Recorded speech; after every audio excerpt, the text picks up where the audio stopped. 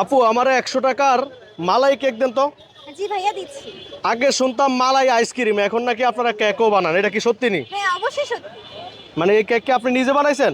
জি এটা একেবারে হোমমেড, আমি আমার আপু মিলে বাসায় তৈরি করেছি। এখন এই যে আমার 100 টাকা দিবেন, লস হয়ে যাবেন আপনার।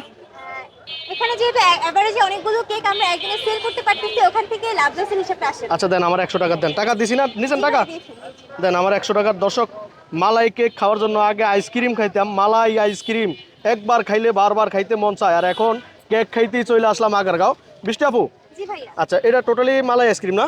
হ্যাঁ মালাই, এটা কেক। ও ও মালাই কেক, আচ্ছা আইসক্রিম কইতে হইতে এটাই যে আপনি 100 টাকা দিলেন এত বড়, মানে কি স্বাদ আছে, এটা খায় কি স্বাদ পাওয়া যাইব? হ্যাঁ অবশ্যই, আলহামদুলিল্লাহ অনেক বেশি টেস্টি হবে, তা না হলে তো সবাই এত বেশি পছন্দ করতো না, আর আমার কেকটা হচ্ছে প্রতিদিন সেলও হতো না। এখন আপনার লস হবে না তো?